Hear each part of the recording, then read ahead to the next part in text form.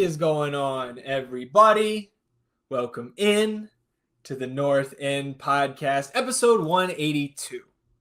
My name is Zach Graham, your host here in the North End, joined, as always, by my good buddy. He's on record as my best friend. His name is Ian Michaud, and we call him...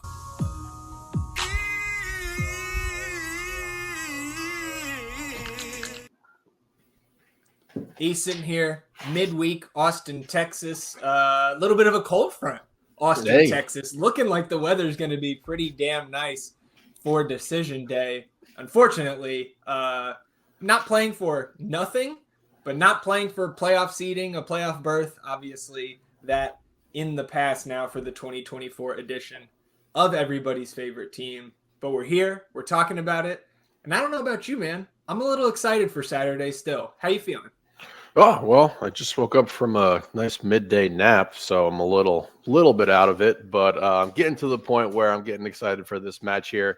Definitely a little difficult to get up for it. You know, I guess I'm excited for the opportunity to see some interesting lineups here, as well as excited for this 2024 season to be over and to be done with this and to wipe our hands clean of this and fully move into the 2.0 era, get our coach in here eventually in the offseason and start making some moves and, you know, look towards a bright future going forward here. Yeah, like it is kind of a purgatory of sorts, right? Yeah. Between like our chances, our hopes, our dreams for this season, and then those same things coming up next February. So we'll talk all about Saturday's match, decision day match, second time in 3 years hosting the Colorado Rapids on the final day of the regular season. Got a couple international results to talk through that happened Monday and Tuesday, and we'll close it out with a little bit of nonsense. But before we jump into today's episode, just want to remind you all listening or watching on the YouTube that the best way to support the show is by downloading the audio version of this episode wherever you get your podcast. And wherever you get your podcasts usually has a little toggle switch, toggle on auto downloads for the North End Podcast. You can support the show without having to think about it further. Going forward, you can go the extra mile for us, rate, review, and subscribe to the podcast wherever you get your podcast. And if you're watching on the YouTube channel, subscribe to the channel. It also helps us grow the show. You can hit the notification bell to know when a live stream pops up or a new episode goes live. And of course, on this episode, hit the like button. Help us battle those YouTube algorithm overlords. Atone for your sins. Wash yourselves clean in the waters of the North End. We're coming out of the international break, of course.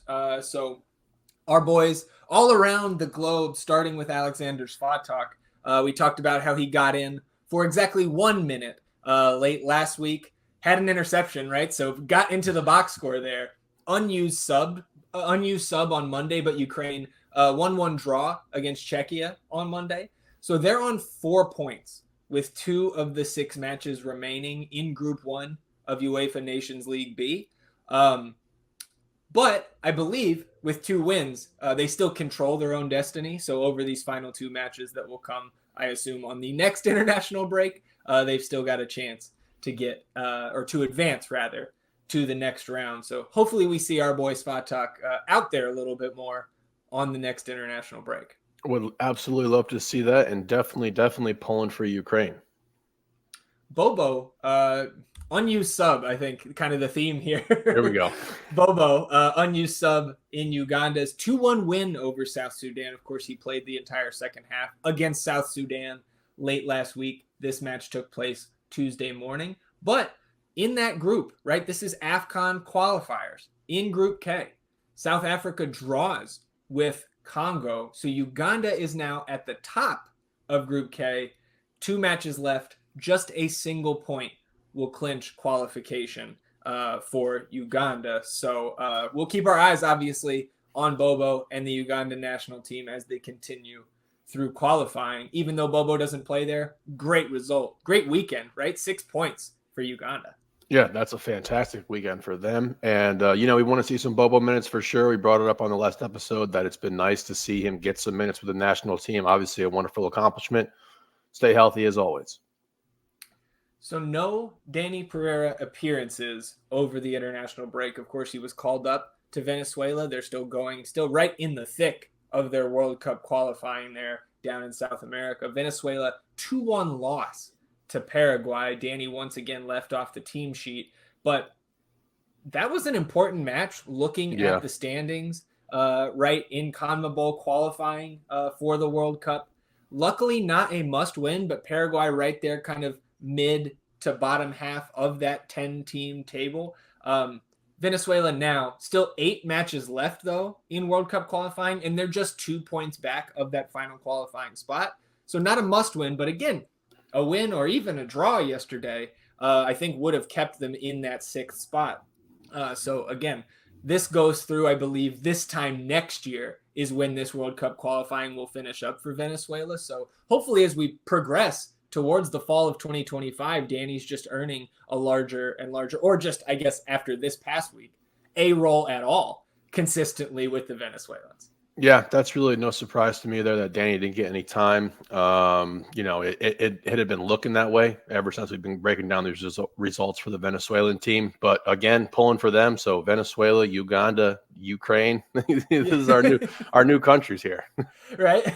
Yeah. And last but certainly not least, Costa Rica, 3-0 win over Guatemala. They qualify for CONCACAF Nations League. Julio Cascante plays 11 minutes off the bench. In his 11 minutes, completed 5 of his 6 attempted passes. He took 2 shots, I believe both headed attempts, if I read the play-by-play correctly. So Julio out there doing Julio things, won both of his tackle attempts and had 1 recovery. So very active in his 11 minutes. There's some good minutes right there logged by one of our boys. So congrats to Julio there, and congrats to Costa Rica on that qualifying. All right, let's talk about Saturday's match. Again, our last jaunt up to Q2 Stadium, at least for Austin FC, in the calendar year 2024. Of course, these two teams met earlier this season up in Colorado. That was a 2-0 loss for Austin FC. Colorado goals from Cole Bassett and Hafa Navahu.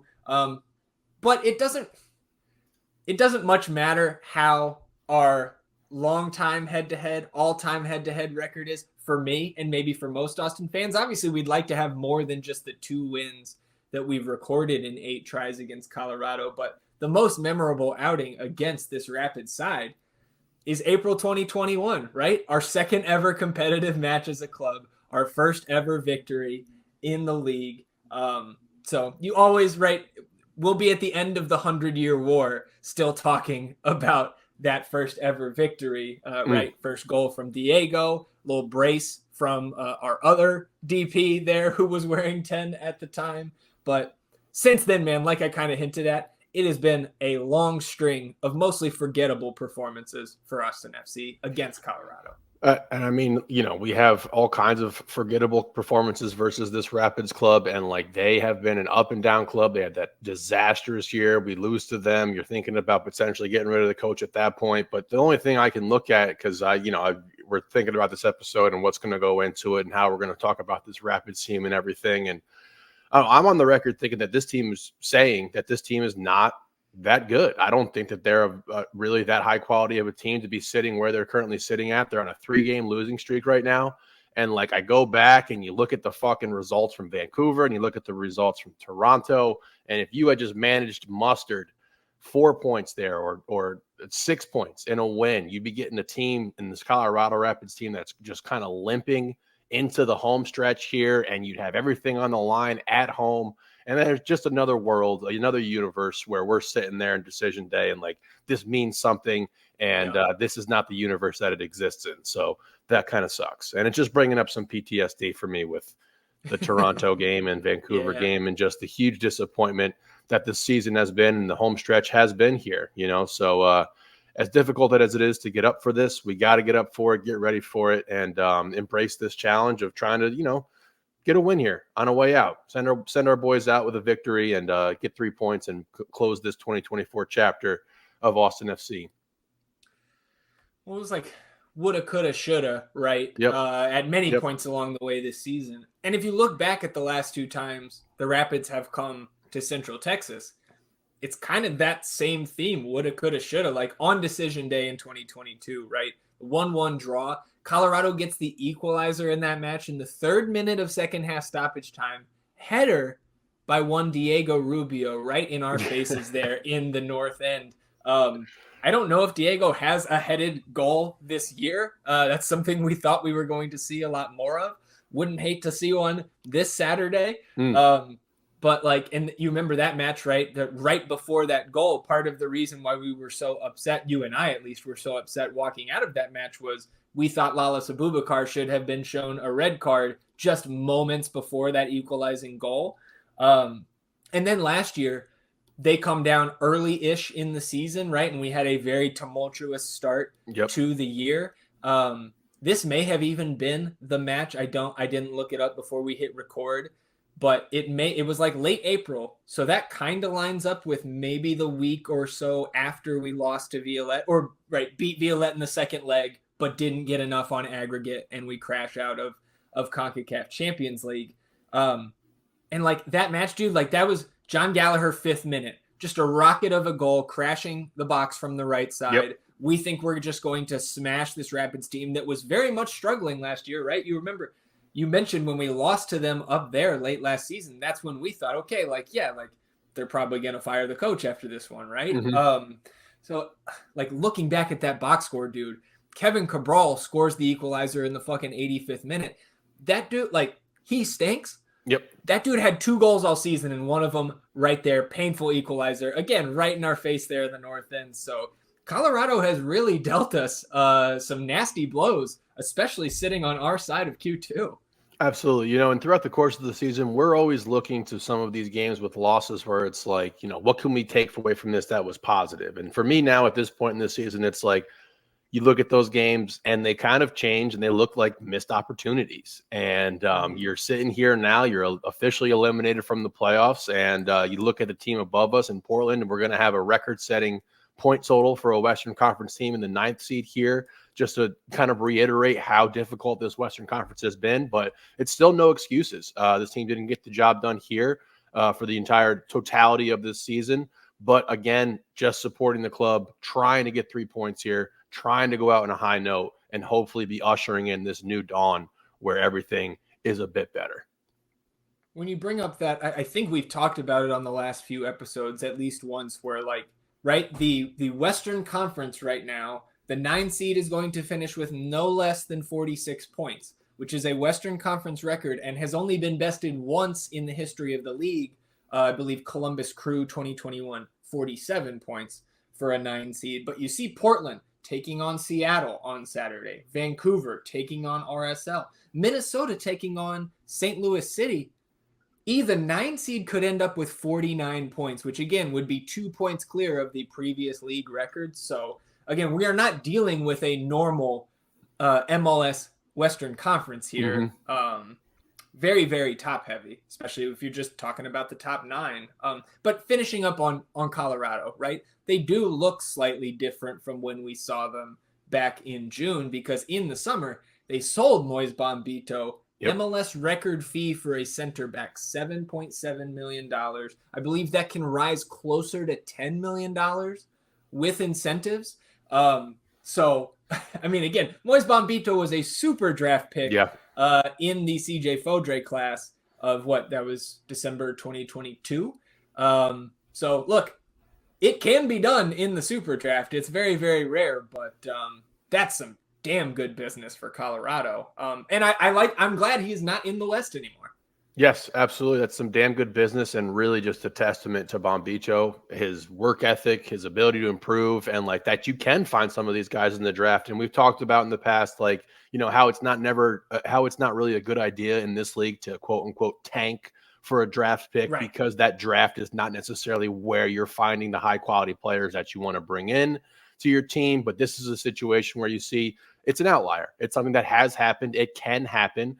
And you just kind of have to find the perfect kind of recipe here. And Bombito really embraced, his role, and then developing, particularly with the Canadian national team as well, and just becoming a really, really solid player. You get that sell off for 7 point, whatever you said there, potentially moving to 10. And that's really, really great for a club like the Colorado Rapids, man.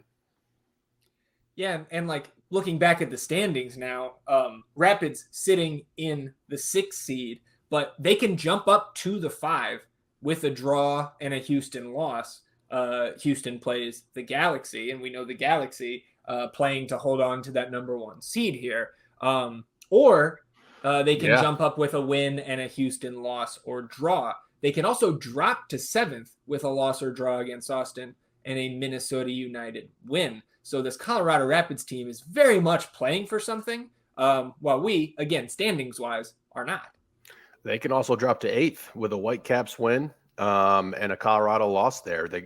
Whitecaps got them. They'll lose the tiebreaker on total wins, because again, right, Whitecaps have them on goal differential right now, but MLS, of course, we have to do something a little different in almost every aspect. So that's first tiebreaker. They have the two game buffer there. Okay, great. Thanks for correcting me there, because I saw the goal differential. I was like, yeah, they could drop to even 8th here. So they definitely got some stuff on the line, because they'd be playing a lot of road matchups there if they had visions of a deep run in the playoffs.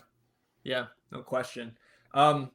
Look, man, this team, right, I know that obviously they have not been in good form coming into this one. And I know that you've had your reservations about crowning them an actual good team here. But when you look right at some of the expected goal models on FOTMob, some of the other stats like chances created, this is a team, at least offensively, that profiles as one of the top 5 in the league. They are 4th in total expected goals on the season on FOTMob's model. They are 2nd in big chances created and big chances missed. We know how that stat can correlate from last year, but they have 99 big chances created. They have missed 61 of those. And I also found this interesting, because I had not been paying that much attention to the Eastern Conference race. Philadelphia Union, right, who are fighting, scratching, clawing just to try to get to the 9 seed. They're behind the 8 ball there coming into Saturday. Philadelphia, 1st in big chances created and 1st in big chances missed by like 8 in each category. Like, Philadelphia is an offensive juggernaut that has just, completely crashed out when they get to the final third, which again, that's kind of scary to me, because it's like, oh, maybe Philadelphia is like cycling out, right? Maybe they're not going to be near the top of the standings for a couple years here. And I know we're dovetailing into the Eastern Conference in Philly here, but now I feel like the Philadelphia Union, this is just a blip on the radar, and they're going to be right back where they usually are next year. That's a crazy stat, man. 8 more than the rest of the league? It just goes to show you how fickle and, difficult this game is, and I would hate to be an Eastern Conference team if this Philly club sneaks in there and have to play them in the playoffs. I would hate to have to do it. Fortunately, I don't have to worry about that. Yeah. Well, and what you might have to worry about, considering how loose with the juice we've been in the penalty area this season, Colorado has had 14 penalties awarded to them. That's 5 more than any other team in the league. So if we were going to go out in a blaze of glory and just give up a couple pens, Colorado is the team that will certainly take advantage of any missteps we make in the 18-yard box. So I'm on high alert for kind of continuing our defensive woes in that manner. Statistically here, though, individually, right, with scoring, I believe, 23 more goals than Austin FC this season, is going to come some better individual stat lines. They're led in scoring by Rafael Navajo, 14 goals, 5 assists. Georgi Mihailovic, of course, their marquee offseason signing, 11 goals, 14 assists. And I could keep going, but the one that really sticks out to me, dude, Kevin fucking Cabral has 9 goal contributions. That would be tied for 2nd on Austin FC. So maybe I should stop talking so much shit about Kevin Cabral. That sounds smart there to me. Name that sticks out to me, despite other than those guys that you brought up who are, kind of household names at this point in the league. Cole Bassett, I just remember what he did to us the last time we matched up with them, and his ability to not only score but distribute as well. They can score the ball. I've shit on this team a little bit throughout the course of the season, just kind of said that they were a bit fraudulent, which I still stand by. They can really score the ball. You talked about their goal creation chances and everything like that. It's just, I don't trust them defensively. I don't know if they trust themselves defensively. And despite the fact that they have missed a bunch of, fantastic opportunities, I don't know. There's just something about that team. They're 1-4 in their last 5. You got losses to Seattle. You got losses to the Galaxy. You got 3-0 to Minnesota, and then a 4-1 spanking by SKC. Man, that's just like that to me is not a team that is rounding into form to be pushing into the playoffs. They got out to a pretty hot start, so I just don't think this team is that good. And I definitely know that our team is not that good. So, this isn't saying too much here, but I guess I suppose I was just in a moment where I'm wishing that we were playing this team for something, because I definitely feel confident that we can beat them. Yeah. Well, and maybe a little bit of a cookie for us. Cole Bassett is questionable at best. He's been out for a number of matches, I believe a hip injury, so we may not see him. And the dreaded Kevin Cabral also been out, I believe, an elbow issue. But, with our luck, both of those guys will be back and ready to score against Austin FC again. Let's talk about us, though, and finish this up. Obviously, no Guilherme Biru. Red card suspension. We'll see you in February. But this is something that I didn't realize until I think 2 or 3 days ago, maybe right after we stopped recording on Sunday.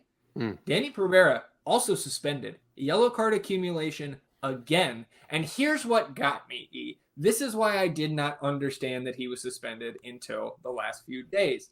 Because coming out of the Leagues Cup, 6 straight appearances by Danny without a yellow card, right? So he got the good behavior bonus, but he also got a yellow card in the Charlotte match following the Dallas match, where, of course, against Dallas, also picked up a yellow. So he got the good behavior bonus back down to 1, right? Because after you get suspended once on yellow card accumulation, you only get 3 more strikes before you're suspended again.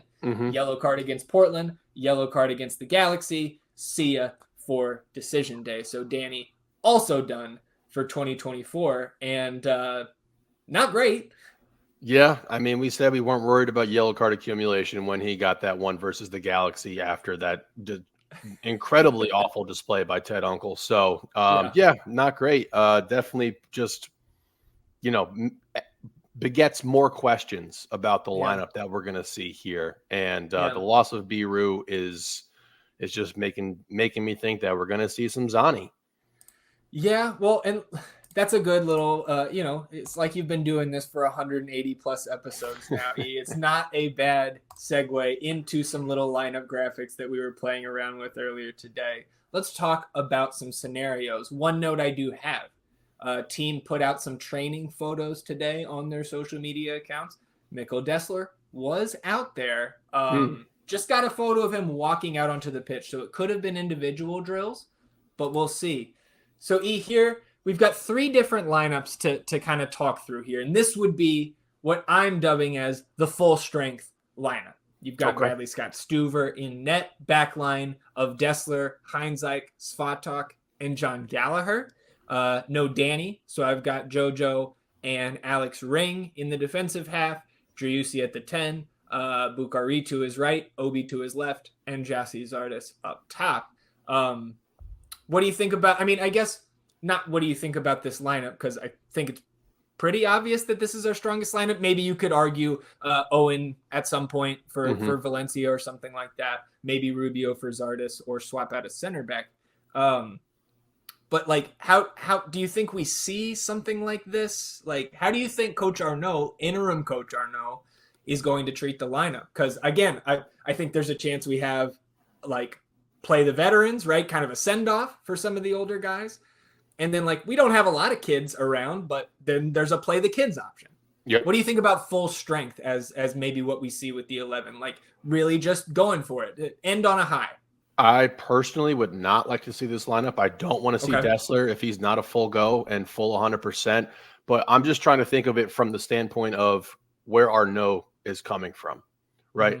I don't anticipate him coming back next year with the new staff. I think he's going to be let go. So I think he's going to have to try to put something more on paper to try to find a home elsewhere. So I would not be surprised if he rolls out a full strength lineup to try to get a win here and try to be like, hey, look what I did with this shitty Austin FC team that I was able to coach up to a win over a playoff contender, or not contender, a playoff team in the Colorado Rapids, and get 3 points for them despite all this other shit swirling around, the coach being gone, having these suspensions with Biru and with Pep here. So I could see him definitely doing this. And for me, this would be my choice 11 minus Joji for Owen. I think Owen should start this game.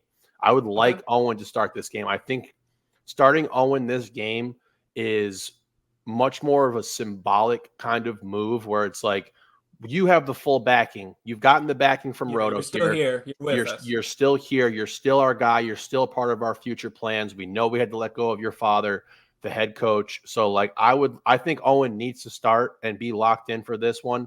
But for this, I really have no qualms with it outside of please don't play Dessler if he's not 100% ready to go. Yeah. And then I would want Owen in there. But I do think this is what Arnaud is going to want. Okay. So let's take a look now. Let's go to kind of the veteran send-off, if you will, here. Still got Stuver in net. Hector on the right. You've got our two eldest center backs here, Julio Cascante and Matt Hedges in the middle. John Gallagher over there on the left. Still Joji and Ring in the middle. But sit Driussi, put Rubio at the 10, Zardes up top, Ethan Finley on the left with Osman out there on the right. Again, you could put Finley on the right and sit right. If you're going to sit Driussi in this instance, maybe you also sit Buka, right? You go Finley and O'Brien on the wings, something like that. But just trying to get some of those, again, the elder statesmen, some of those guys that we don't expect to be here after Saturday, get them out there one last hurrah in a Verde and black kit. While I have not seen the youth movement lineup, I am going to go ahead and go on record and say that this would be my absolute least favorite lineup. And you throw Buka in there as well to play with all these older dudes. I definitely don't like that. It's like, I get it. I understand it. It's somewhat ceremonial. I think a lot of these names you see here will not be back next season. So I get that, but it's not like this Austin FC club has some long-standing tradition where we've had a player here for 10 years and like he's definitely on his way out and we can kind of usher him out with a nice little send-off. I don't think you're going to I think most people are under the impression that Alex Ring is a lock to come back next season. So like having he would be the most important name here where you're kind of like saying goodbye to. But I don't think it's going to play out that way. And this would definitely be my least favorite lineup and a good way for us to get absolutely thrashed on the way out and be in a really shitty mood. Well, if you want to have some more fun but get absolutely thrashed, here's this lineup. Stuver in net, John Gallagher on the right, Heinz Eichensfatak in the middle, Jan Kolmanich at left back, Owen Wolf and Alex Ring in the defensive half, Seba in the middle, Jossie Zardes up top because we don't really have kids. I mean, I get Micah's been playing at the 9. I don't even think he's going to make the team sheet. But then you get the roommate connection on the wings. Give us the Jimmy and CJ starts out there. More fun and probably a bigger spread in Vegas if you see this lineup. Look, if you take Buka and throw him in there for Jimmy, I kind of like it. Okay. It's a bit more of a blend then. You have the leadership of Svatak. You have the veteran leadership of Alex. You have, obviously, the talent with Seba. I think CJ deserves a chance to get a start. I think that he should get a start here, and let's see what he's actually got. Let's see what we can roll with here. So I think if you took Buka out took Buka for Jimmy there, I think this would be my preferred choice lineup. Okay, interesting. And also, not that we want to do things like the Rapids did in 2022, but this would not be dissimilar from what they ran out on decision day against us, where like guys like Darren Yappy, some of their other youngsters were out there for 55, 60 minutes. And then we saw, 20 minutes of Jossie Zardes in that game when he was on Colorado. Diego Rubio comes off the bench, things like that. So just, playing around.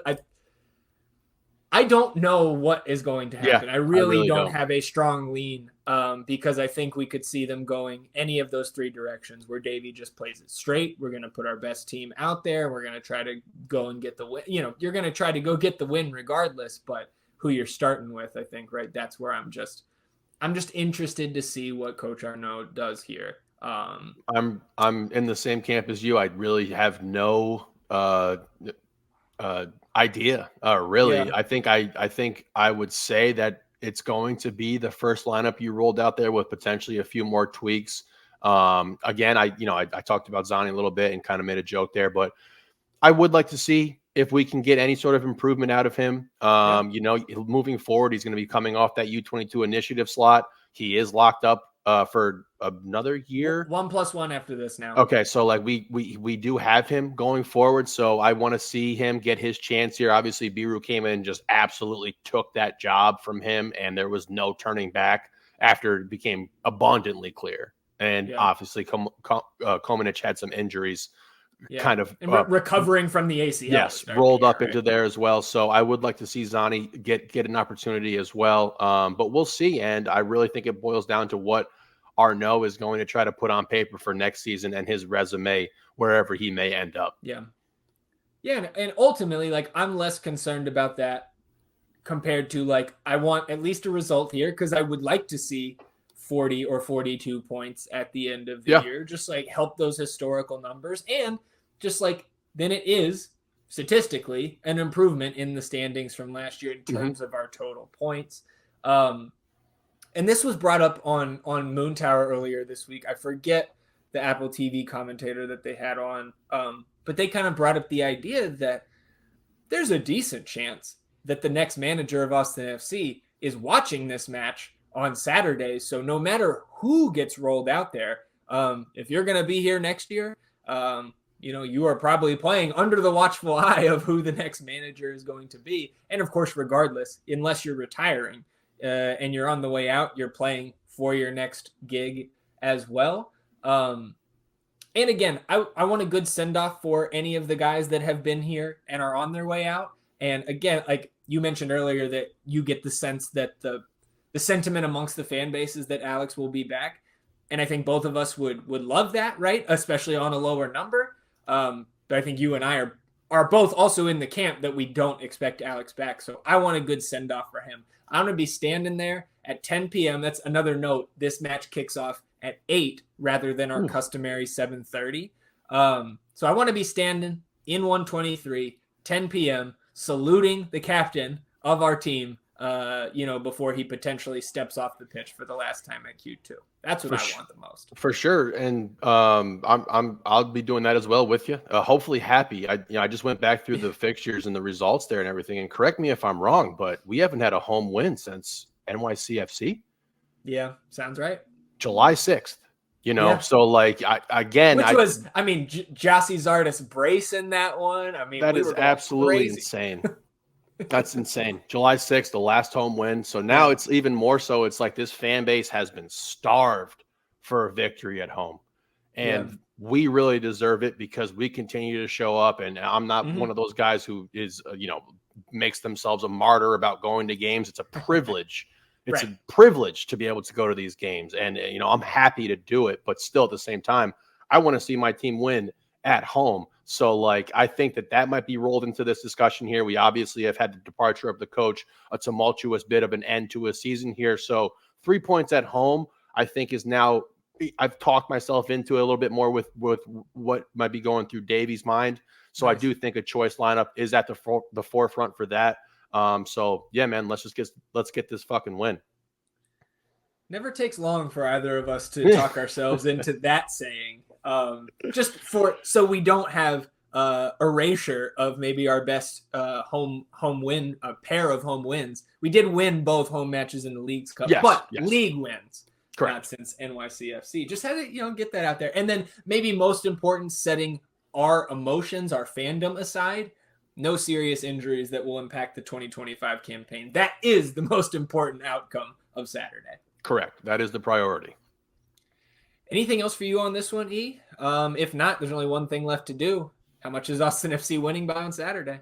Look, we dabbled in the loss predictions because we got a fortunate result. I don't think they necessarily coincided, but we will not be on the loss train here. I do not think this Colorado team is good. I've said it a bunch of times, so I'm going to go ahead and say we get a 2-0 victory, masterclass from Bradley Scott Stuver. Goal from Seba. Goal from Seba. All right. That would be 2 matches in a row, correct? Yep. All right. We would take that heading into 2025. I'm gonna say I would rather have your prediction here with the Stuver clean sheet. But I'm gonna say this one is a shootout. But the good guys come out on top here, 3-2 Austin victory. And maybe, again, start to get a little bit of that connectivity, that chemistry, put some of these damn chances away at home. and bring back, right? I'm putting in the call now. Whoever the hell we play on opening day 2025, give me another fucking 5-0, just like 2022. Oh. Start us off the right way. God, it was like a lifetime ago when we were blasting teams at home right at the beginning of the season like that, man. I guess one more thing, going to be keeping a close eye on Buka. Want to see where he's at, what he's looking like. Came off the bench last time, right? Yes, I want to see what it's like. I think that, I'm in the camp that was disciplinary. He sat the first half. I thought Josh stuck to his guns by saying we're going to have to bench guys who aren't performing. Went ahead and did that. I want to see where his mindset is at, and also 10, because like we talked about in the last episode here, he gets the backing from Roto, and if the departure of Josh is a weight off of his shoulders, kind of a relief, things weren't working out, I want to see where he's at. I do think you're going to see a lot of kind of invigorated performances from some of these dudes here, because I think the cloud of Josh hanging over this team might be a relief for a handful of guys. Sure. And if it is, great. Yeah, we'll take it. Want wins. Yeah. Oh, man. All right. We'll close it out with some nonsense here. And just very brief, in terms of the Best Ball League, I realized as we're recording here, that I still need to score the previous match week, I believe. But we know that Verde all day, Moon Tower Soccer, battling it out at the top. We Are Austin TV, Verde Pendant Podcast, battling it out for third. And then, of course, we're trying to hold off Texas Ring of Fire in the spoon race. So just one match week to go, 2 more match week scores to be released. So best of luck to those at the top, and really everybody outside of RB and the boys at Texas Ring of Fire. We don't want that spoon. No, not at all. We're not getting. What's our lead there? We're up pretty significant. It's like 40-something points. Yeah, I mean, not that it couldn't happen, but it has happened before. Yeah, it ain't gonna happen, Harry. Yeah. And then just closing it out with the bets. 0.8 plus 0.8 units the previous Saturday, so we're at plus 9.97 units on the season. Just one match day left. Typically we've got more than 10 units in play. So I've contemplated taking the coward's way out and just betting 9 units or less. And the face you're making right there is the face that popped into my head. My inner voice said, get out of here, wussy. So we will be betting our normal amount, maybe even more here. Yeah, let's go for it. But ultimately, I think we can say with confidence that it really helped us this year to make our picks Friday evening after the injury report was out, rather than Wednesday evening guessing for a Saturday match day. So well done by us. Yeah, who would have thought that, And definitely, that's the inner D-Gen face, Yeah. let it out, let it loose. Yep. Let's go for a home run here. Yeah. Oh yeah, let it ride. All right. Anything else for you before we shut it down here? One of the shortest episodes in North End history. Oh yeah, that's true. No, just excited to be at the stadium. Ready to be back, ready to close it out. Like you said, it's going to be really beautiful. I think that's fantastic and everything. And dear Lord, I would love to go out with 3 points and a really nice performance. Just excited to see all the friends, the homies, the loved ones up there at the queue. And can't wait to see y'all. Yeah, and look, this is maybe the most busy weekend for entertainment in the history of Austin, Texas, with F1 and UT Georgia. And so, look, if you were at Q2 on Saturday night, shout out to you, because you're a real one. Coming to the meaningless, maybe one of the most meaningless big pieces of entertainment on that large menu that all the Austinites have to choose from this weekend. So we'll be there. We hope to see all of our friends there at Q2. One last go-round before we hibernate for the winter. Anything else for you, E, before we shut it down? No, sir. All right, everybody. We appreciate you tuning in, sticking with us here on this episode of the North End Podcast. We'll be back on Sunday, recapping Austin FC's Decision Day matchup against the Colorado Rapids and talking about everything else that happens in the Austin FC universe between now and then. Enjoy the rest of your week, everybody. We'll do the same. We'll see you back here on Sunday. Till then, he's E, and I'm Zach. Vamos Austin FC, everybody. Goodbye.